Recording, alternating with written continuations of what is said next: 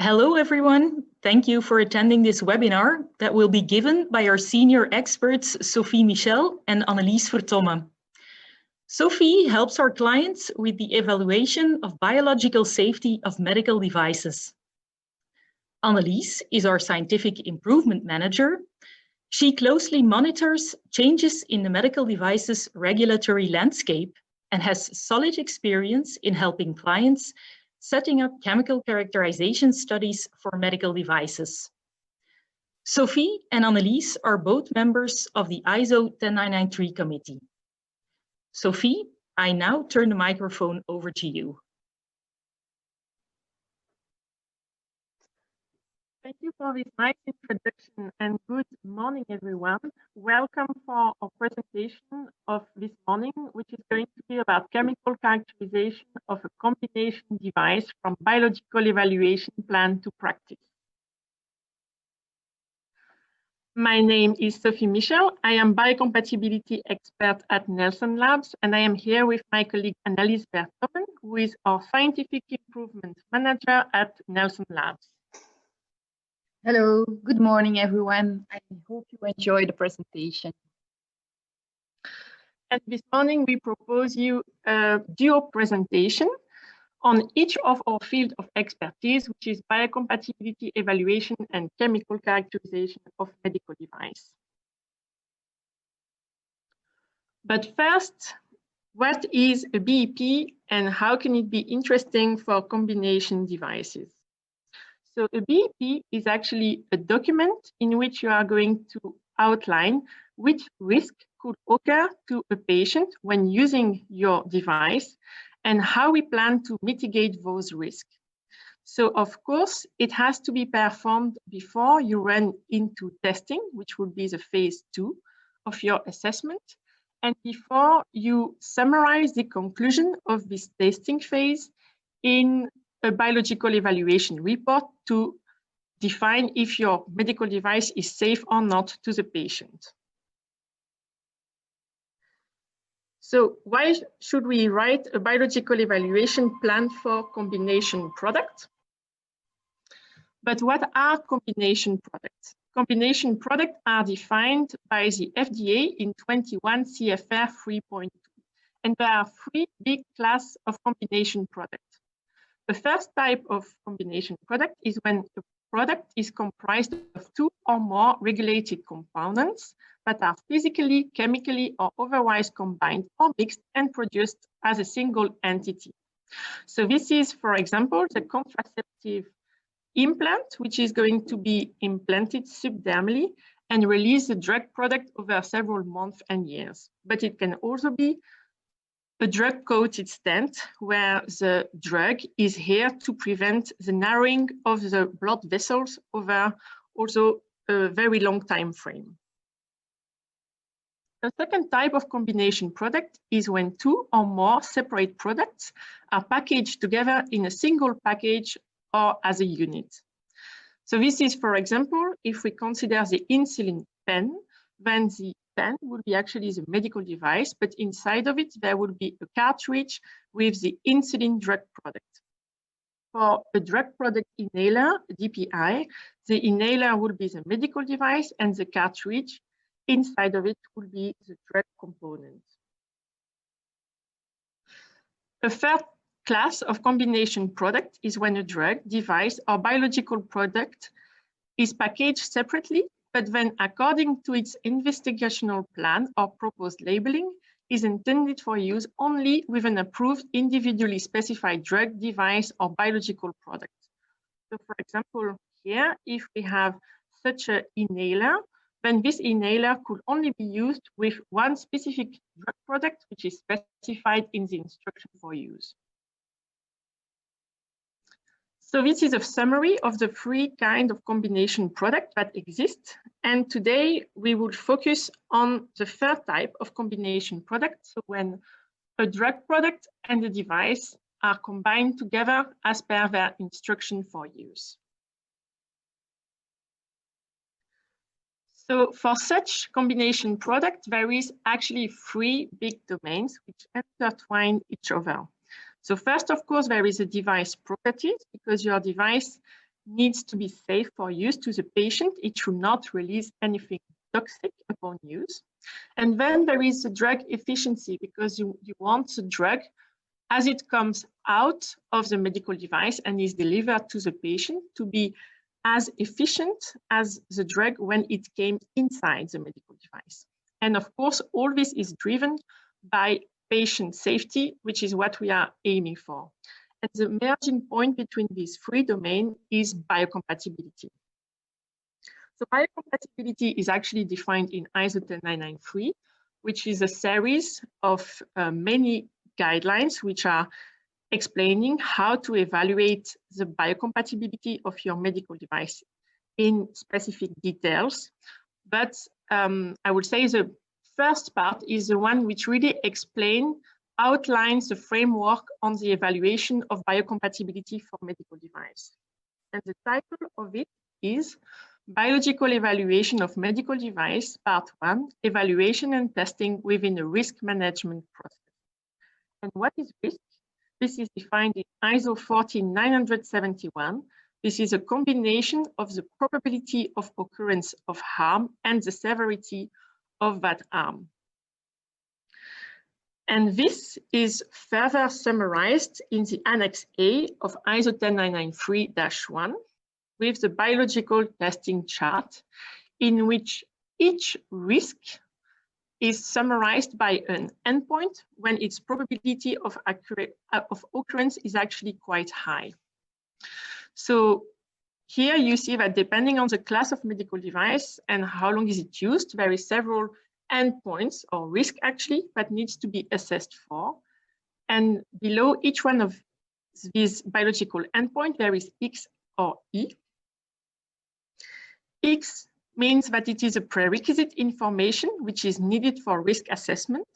You can see that this is actually only a requirement for the physical or chemical information, while E means that it is an endpoint to be evaluated in the risk assessment, either through the use of existing data or through a rationale for why assessment of the endpoint does not require an additional data set. And it's important to see that for particular medical devices, there is a possibility that it will be appropriate to include additional or fewer endpoints than indicated. And actually, we will see that for combination products, it means more endpoints than what is directly listed in this summary table.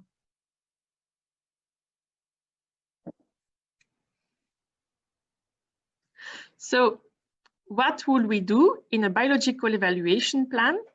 This is also actually defined in ISO 10993-1. A biological evaluation plan involves the identification of biological hazards, estimation of the associated biological risk, and determination of their acceptability. So in other words, we will define for a medical device what are the risks which could occur to the patient, which are the endpoints which are relevant for your medical device, and how we are going to assess these endpoints. It can be through testing, but it can also be through other means. And why is that so? Because this is emphasized as per ISO 10993-1, that simply planning to conduct testing against all of the aspects of biocompatibility identified in this biological chart does not mean the requirements of ISO 14971 nor of ISO 10993-1. This is actually exactly the same, which is said in the FDA guidance on ISO 10993-1. Such a process of risk assessment and biological evaluation plan should actually begin with assessing the device, including the material components, the manufacturing process, the clinical use of the device, and when considering this information, the potential risk from a biocompatibility perspective should be identified. And then a plan should be developed, which would actually address the risk either by biocompatibility testing or by other means which appropriately address the risk. So this is the theory, but how would we do this in practice? So for this presentation, we decided that we would built the whole presentation actually on a case study. And for this case study, we decided that we were going to use an example of an insulin delivery catheter. So if you have diabetes, or if you know people with diabetes, I am sure you have seen this device. This is actually quite common of use now. And this is also why we selected this product as representative of combination device. And in this presentation, we are going to show how we would build a biological evaluation plan and a chemical characterization testing, taking this device as an example for representative of combination product. So for this device, we have actually 4 subcomponents. The first one is a vial in which there will be the insulin drug product. And this insulin drug product will be stored in the vial along the shelf life of the product as defined by the pharmaceutical supplier. So this vial will actually not be assessed in a biological evaluation plan because this is normally assessed by the pharmaceutical company per pharmaceutical guidelines. So that's why it will not be captured in a BEP. But then when the patient wants to use the insulin delivery catheter, then he will transfer the content of the insulin drug product in the vial into the reservoir. Then the filled-in reservoir will be loaded inside the pump. The infusion set will be connected to the reservoir, and the insulin drug product will be transferred upon use from the reservoir through the catheter into the patient through subdermal delivery. So to perform a BEP for such a device, we would actually follow ISO 10993-1 clause 4. First, we will start by defining the configuration of the medical device. Then we will assess each of the raw materials. Is there, for example, any certificate from your supplier that we can refer to? Was there any testing performed? Is there any historical data? For example, if you are putting on the market a new version of this medical device, then maybe we can use some of the information which were acquired for the predicate device. What is the manufacturing process? What is the packaging? Is there any literature that we can refer to? And all of this will help us to define the testing strategy. So in the first stage, we will define what are the guidelines which are applicable for this device. So of course, we will refer to ISO 10993 for the biocompatibility evaluation of the product, and then of the FDA guidance on ISO 10993. If you are going for a European submission, then we would also consider the medical device regulation. And then because it is a combination product, we would also take into account USP 1663, 1664, which are guidelines which are applicable to container closure system and delivery system of drug components. In the second stage, we would understand your medical device. So we will describe it. What is the intended purpose and how does each part contact the patient? So for example, the reservoir, which is loaded inside the pump, and the catheter will come into indirect contact with the patient.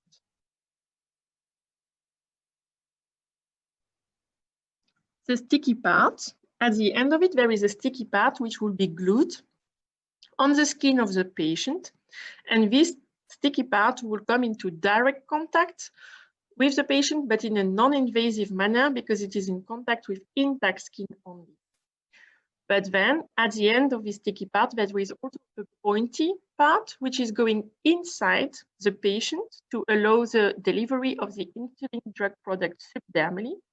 And this part will be in contact with the tissue. So it will be in direct contact with the patient, but in an invasive manner.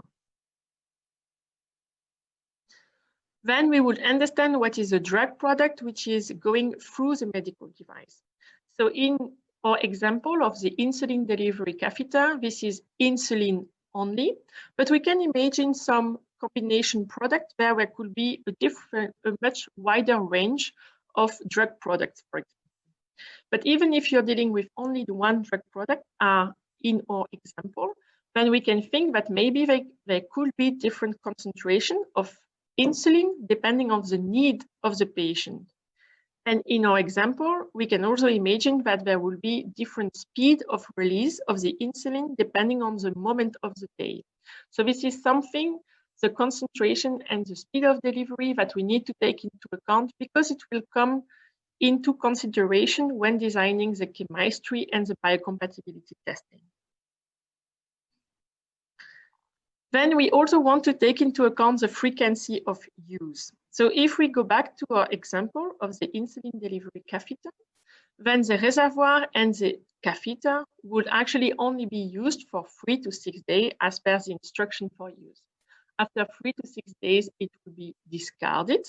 But of course, then the patient will directly replace this component by new components, because in practice, diabetes is a chronic disease which requires treatment up to the end of the life of the patient.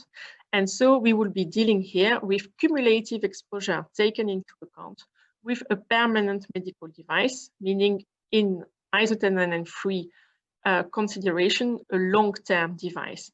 And you can see that for long-term devices, there is many endpoints that needs to be assessed for, which are now all circled in blue. But does it mean that we need to assess only for the endpoints which are appearing as E inside this table? Not necessarily. For example, if you're dealing with specific population like pediatrics or pregnant women, then there is some specific risk which need to be considered, which are reproductive and developmental toxicity. So we also need to take into account the patient population to evaluate which are the endpoints which need to be considered for in the evaluation. And all this step of device description aims at having a good device categorization and an accurate estimation of the risk. So if we go back to our example, we will see that the reservoir and the insulin delivery catheter will be classified as per ISO 10993-1 as externally communicating device in contact with tissue for a long-term amount of time. And that means that all the endpoints which are now circled in blue needs to be considered for evaluation. The sticky part will be considered as a surface medical device in contact with intact skin for a permanent amount of time, and it requires a less extent of endpoint to be evaluated for, which are now circled in green. In a third step, we will perform a material characterization of your medical device. What are the materials which are used inside your product? Is it standard material? Can we use any historical data or any literature data for these raw materials? And then how does each material contact the patient? Is it in an invasive manner or non-invasive but direct manner? Or is it in an indirect manner, for example, through the drug product? So if we go back to our example, we see that for the reservoir and catheter, because it's classified as externally communicating device in permanent contact with the tissue, then one of the endpoints for evaluation is implantation. But we can imagine that this endpoint is not so relevant actually for the reservoir and the catheter, because in practice, these subcomponents will never be implanted inside the patient. So maybe only the part which is invasive, so the little pointy part, is the part that needs to be considered for evaluation for the implantation endpoint. And that is something that needs to be considered. That is also why we need to understand how each raw material contacts the patient in practice. At the end of this step, we would also understand if we need more information on your medical device, meaning in other words, if chemical characterization is needed. So for this, we will refer to ISO 10993-18, which states that the extent of characterization required is determined by the invasiveness and duration of clinical exposure in the intended use. What does it say this? We also need to refer to ISO 10993-1, which says that the choice of test procedure shall take into account that certain biological tests, meaning those who are designed to assess systemic effects, are not justifiable where chemicals have a known and acceptable toxicity profile. So what does that mean in practice? That means that if you perform a chemical characterization followed by a toxicological assessment, and that the conclusion of this toxicological assessment is that the risk of the leaching compounds is acceptable to the patient, and that your margin of safety is well above 1, then this chemistry testing and toxicological assessment can be used as a way to replace the systemic testing. And these systemic testing are also ones which are here circled in blue. And these are actually the testing which are the most expensive and the longest to perform. So that is why we would consider chemical characterization specifically for permanent medical device, because these endpoints in practice would always need to be assessed for, followed by a toxicological risk assessment. And this is now the part, chemical characterization testing, that my colleague Annelies is going to develop to a much further extent. Indeed. In the coming slides, we will see how we will build a chemical characterization setup for our insulin delivery catheter. But first, let's take a look at the guidance for chemical characterization, which is ISO 10993-18, of which beginning of this year, a new version was released. So in case your biological evaluation plan indicates that there is a risk that chemical compounds would leach out of your device and would end up in a patient, extractables and leachable studies will be recommended. So what's the difference between the two? Extractables are those compounds that can come out of the material of a device, so that have the potential to end up in a patient. You will do these extractable studies under extreme conditions using aggressive solvents and aggressive extraction conditions. On the other hand, leachables are generally a subset of the extractables, and these are those compounds that under real use conditions will end up in your patient through your device. For a combination device, there is an in-between condition, which is called a simulating use condition. So there it's still an extractable study because you are going to extract under worst case conditions, but these conditions are simulating the real use. For example, by simulating the drug product that is delivered through the device. It will become more clear throughout the next slides. So here the two concepts are visualized. In an extractable study, you want to capture all the chemicals that can come out of your material. While in a leachable study, you're analyzing those compounds that end up in a patient, and you want to know whether the concentration that is leaching out of your material is toxic to the patient. So let's first take a look how to design your extractable study. Generally, you have 3 steps.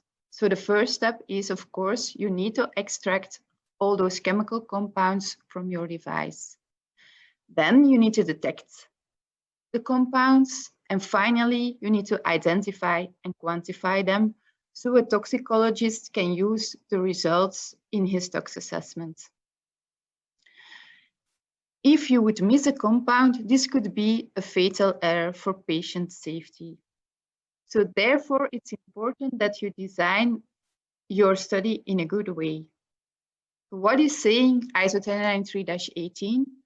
Well, it says that for your extraction solvent, you should choose a polar and a non-polar solvent, which are generally ultra-pure water and hexane. It should also be noted that FDA is requesting 3 solvents, so you should also include a semi-polar solvent such as isopropanol. This would be the case for this sticky point that will be entering the patient.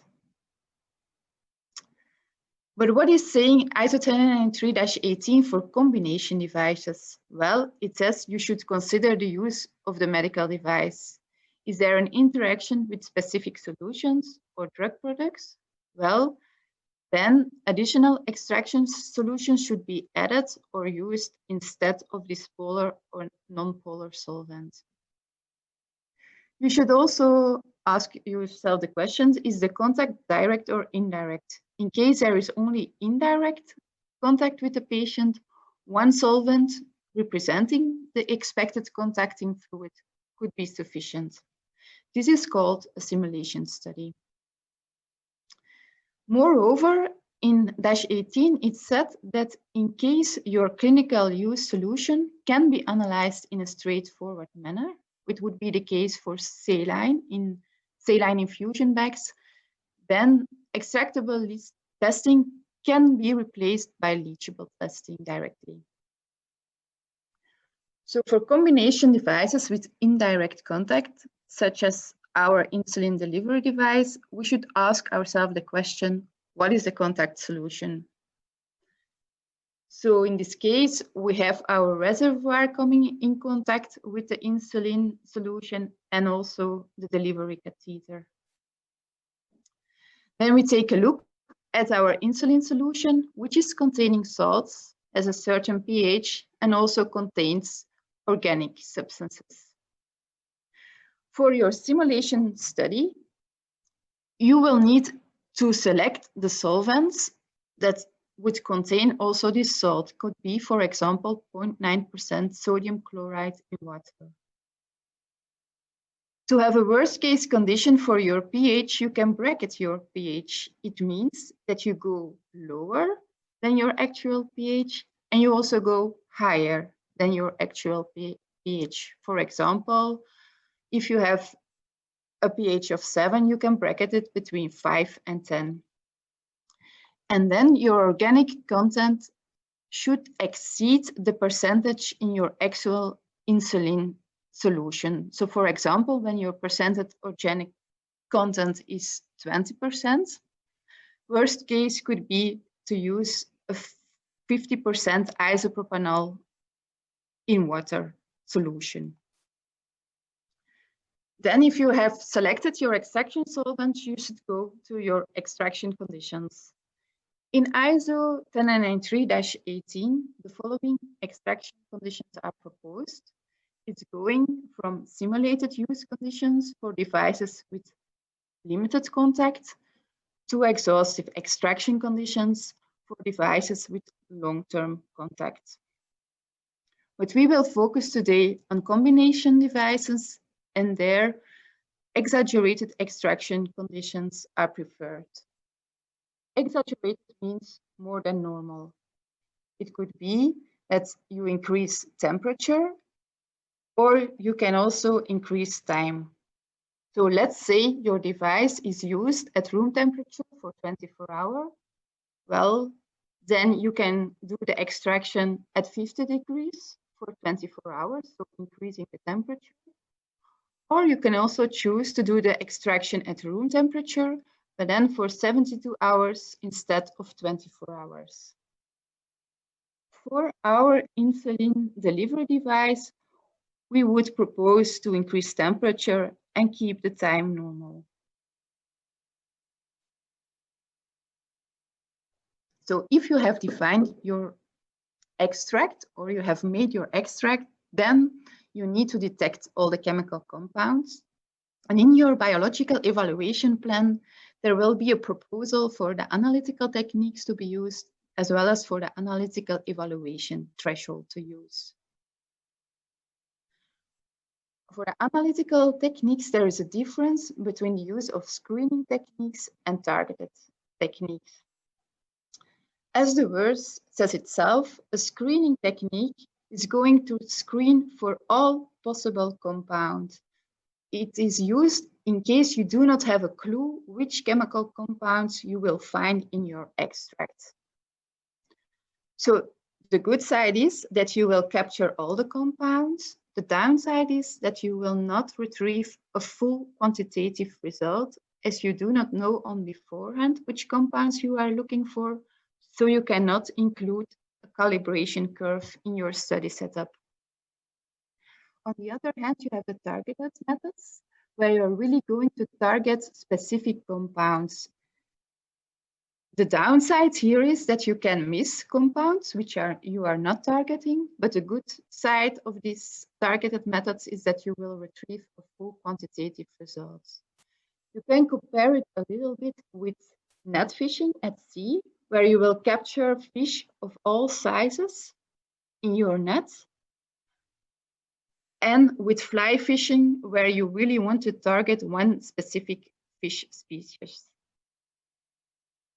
So to summarize a little bit, screening techniques, they have no predefined targets. In a chemical characterization study, the screening techniques that are proposed or generally proposed are headspace chromatography coupled to mass spectrometry to capture volatile organic compounds, GCMS to capture semi-volatile organic compounds, and LCMS to capture the non-volatile organic compounds. It's important to know that since you do not know what you are looking for, it's not possible to define a limit of detection and limit of quantification for each compound that you will detect. On the other hand, a targeted method is looking for a limited number of known targets. So you will use a selective techniques. For example, a technique to capture elements, or ion chromatography to capture anions, or for example, a method to analyze silicon oil. Or if you are looking for a specific compound, such for example as DHP, and you want to have a fully quantitative result, well, then you can use a modified GCMS method for this purpose. In this case, you can specify the limit of detection and limit of quantification for each compound that you will detect. Then indeed, above which threshold you should report your compounds. Well, in the previous version of ISO 10993-18, there was no limit specified. This has changed in a new version, where the analytical evaluation threshold is defined as a threshold below which the analyst does not need to identify nor quantify leachables or extractables or report them for potential toxicological assessment. So if you look at this chromatogram, it would mean more or less that you will not need to report all the peaks below the horizontal line, but you will need to report all the peaks above this line. To calculate the analytical evaluation threshold, you start from a safety concern threshold, such as a toxicological threshold of concern. For medical devices, you should go to ISO 21726 to know which TTC to start from. In this ISO guidance, you will see the following table, where the TTC is ranging from 120 micrograms per day for devices with limited contact to 1.5 micrograms per day for really devices for chronic use, which exactly is the case for our insulin delivery device. So if you have detected all your compounds above the analytical evaluation threshold, you will need to identify and quantify them. For identification, mass spectrometry is generally used for the organic compounds.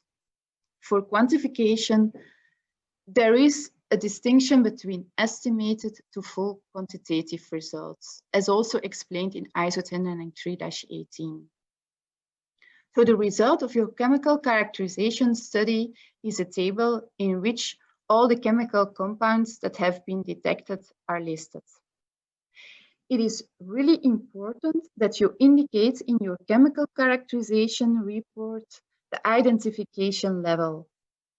What does it mean? It means how confident are you in the identification? For example, in this case, we have identified compounds and a tentatively identified compound.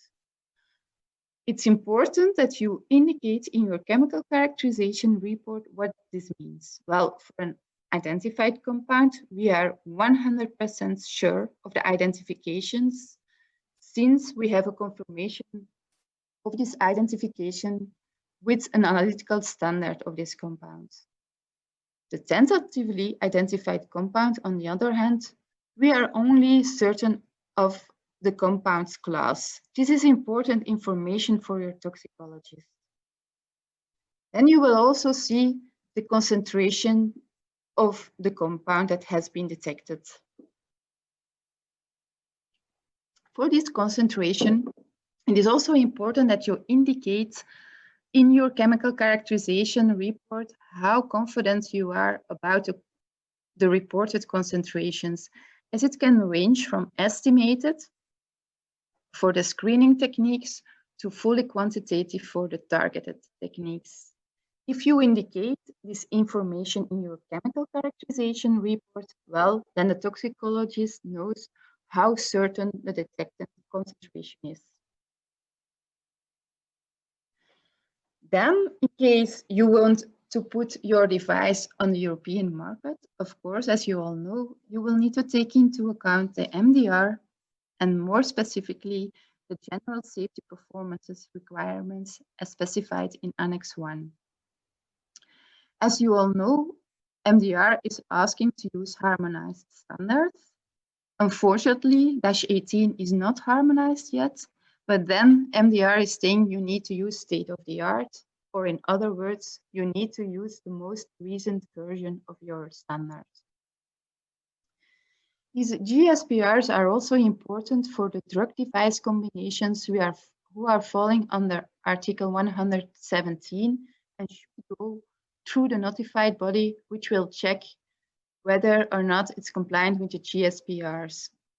For example, this integrated injection pen, insulin injection pen. So what is stated there in the GSPR? Well, it's stated that your device should be designed and manufactured to reduce risk posed by substances or particles that may be released from the device. And this is exactly, as Sophie explained, what you also do in your biological evaluation plan. We will focus on one specific section in this Annex 1, which is section 10.4, as a chemical characterization can be of use for this section. In this section, it's said that you should justify and label the use of certain substances. This section is divided in different subsections. And in the first subsection, it said when you should or when this section comes into question. The reason why I'm saying this here is because it's also stated in this section that it is of use for devices which administer medicines or other substances to or from the body, which is the case for our insulin delivery device. It's stated that this type of devices cannot contain carcinogenic, mutagenic, or reprotoxic substances or endocrine disruptors in a concentration exceeding 0.1% weight by weight, unless you justify the use of these substances and you label it. So in case you have this table as a result of your chemical characterization study, you should specifically check if there are CMRs or endocrine substances present. What you are going to do is you check all the CAS numbers that have been detected, and you check whether or not these CAS numbers are present in the lists specified in the MDR. Alternatively, you can use reduced lists as published by MedTech Europe, which contain only those substances which are used in the medical device manufacturing. So in this case, for example, you would see that the detected DHP and ZRAM have endocrine disrupting properties. It is important to notice that performing a chemical characterization does not comply with the requirement in section 10.4 because you need to know the exact concentration of the total amount of your CMR or endocrine disrupting substance. It can only give you an indication whether or not these substances are present in or on your device. To know the exact concentrations, you will need to use more aggressive extraction conditions and do a testing so you can report a full quantitative result. In case you have a CMR or endocrine disrupting substance present above 0.1% weight by weight, well, then you can use the result of your chemical characterization to justify the use of these substances. For example, in case your detected concentration is set safe to use by your toxicologist, well, that can be a justification of still using the CMR or endocrine disrupting substance with your device. In the MDR, it also said that you should check whether there is an alternative compound available for your substance and whether or not this alternative has an impact on the functionality and performance of your device. So you should check the benefits compared to the risk of using your endocrine disrupting substance compared to the alternative. For phthalates, there is already a guideline published how you can do this justification, and there should follow guidelines for other CMR and endocrine disrupting substances. And then finally, it said where you should label and special attention should be given in case your device is used with pregnant women and children. So to summarize, how would you do a chemical characterization study on a combination device? Is it really an extractable study you're doing? No, by preference, you would do a simulating study, which is more comparable to a leachable study. In this study, you will use simulating solvents, which mimic the contact solution.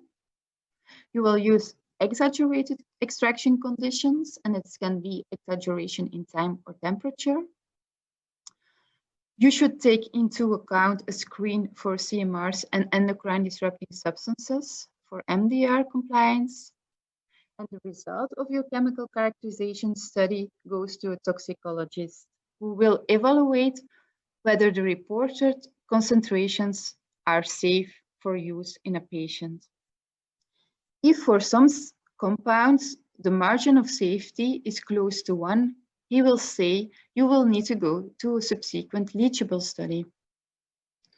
So in this leachable study, you are more closely following up these substances who have a margin of safety close to 1 based on the preceding extractables or simulating study. Then you are going to analyze your contact solutions at different time points during shelf life. You do this under real use conditions, and you include a validated method to retrieve quantitative results. So for example, for this insulin delivery device, which can be used with different pump speeds, you are going to include these different pump speeds in your leachable study, as well as the different time points of use. For example, if your reservoir is used up to 72 hours, you're going to test at 24, 48, and 72 hours. In case you want to include off-label use, so for example, if your delivery catheter would be used or can be used up to 144 hours, well, then you need to include this in your study setup. And then you will retrieve fully quantitative results, and your toxicologist will be able to really conclude on the quantitative result whether or not this concentration is safe to use for your patient. And then you can say, okay, I have done my job, but for combination devices, something else comes to place, which is that your leachables can have an effect on your contact solution and your drug inside this contact solution.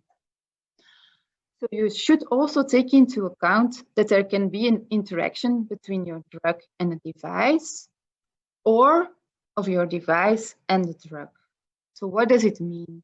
In your BEP, it will be indicated that you should bear in mind that your drug can have an influence on the device, or the device can have an influence on the drug.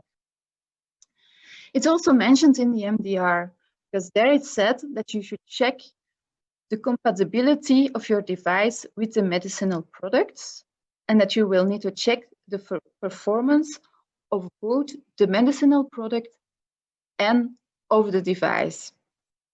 In another section, it said that devices that are intended to be operated together with other devices or products shall be designed and manufactured in such a way that the interoperability and compatibility are reliable and safe. Also, FDA is indicating that you should include information regarding the stability and compatibility of the fluids that are using with your device. So what could happen?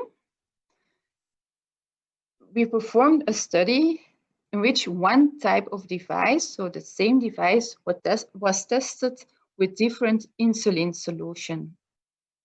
And then we checked the UV chromatograph for the insulin peak. And we saw that in 1 out of the 5 insulin types, the insulin peak was missing. So we thought it could be absorbed by the device. So it was not good to use this type of device with this type of insulin, because the insulin would not work anymore in a patient. On the other hand, the device is leaching chemical compounds. And these leachables, as they are chemical compounds, can react with the drug or the active ingredient in the drug, as this is also a chemical compound. What we noticed in another study is that this insulin was forming larger compounds, which are indicated with a larger molecular mass. And after a thorough investigation, we saw that this insulin could react with leachables present in the contact solution. So this could cause a decrease of the activity of your insulin. But moreover, these newly formed compounds can also have an effect on the immune system of your patient. So to summarize these drug-device interactions, you can say that excipients or your active ingredient can react with leachables, and you have to bear this in mind because it can have an effect on the toxicity of your product, on the stability of your drug product in a device, and on the immune system of your patient. So by knowing all of this information, and it was a lot of information, we will summarize this again in a conclusion. So Sophie, can you refresh our minds what is mentioned in a biological evaluation plan? Yes, of course. So in a biological evaluation plan, we would understand what are the risks which could occur to the patient when using your medical device and how we are going to mitigate those risks, either through testing, either by other means. The idea is to bring your confidence in your medical device to a maximum while keeping patient risk to a minimum. And for this purpose, we would understand your medical device. How does each part contact the patient? Is there any cumulative exposure? What are the kind of patient population which could use your medical device? This we would also then take into account the materials which are used inside your product and what would be the contact solution and how each component would contact the patient. This would help us to identify what are the risks and how we are going to address this risk and how we are going to perform the testing if it is needed. So in this presentation, we focused on chemical characterization, but we will do the same exercise if biocompatibility in vitro, in vivo testing is needed in a biological evaluation plan. The aim is to define if your medical device is biocompatible. So for this purpose, we will classify it depending on how it contacts the patient as per ISO 10993. And we will define if chemical characterization is needed to better identify the risk to the patient. Indeed, in case a chemical characterization study is needed, you ask yourself the question, are there chemical compounds leaching out of my material, ending up in a patient and in concentrations that can be toxic to a patient? For a combination device, we would recommend to do a simulating study. So you will use simulating solvents, exaggerated extraction conditions. You can include a screen for carcinogenic, mutagenic, reprotoxic, and endocrine disrupting substances. The result of your chemical characterization study will go to a toxicologist for a tox assessment, who will then conclude whether or not the margin of safety is close to 1. In case it's close to 1, he will specify the targets you need to follow in a subsequent leachable study. And we should not forget that these leachables can also have an impact on the drug activity and that they can form new chemical compounds which might have an impact on the immune system of a patient. But all of this just to say, when you are putting a device on the market, you should do everything you can to minimize the risk to the patient. So in case you would have more questions about what we have presented here in this presentation or about sterilization solutions, we would advise to go to the following website of either our company or our sister company, Sterigenics. If you would have more specific questions about these presentations, you can always contact Sophie and myself on the following email addresses. And with this, we would like to conclude on our presentation and wish you a very pleasant day for the rest of the day.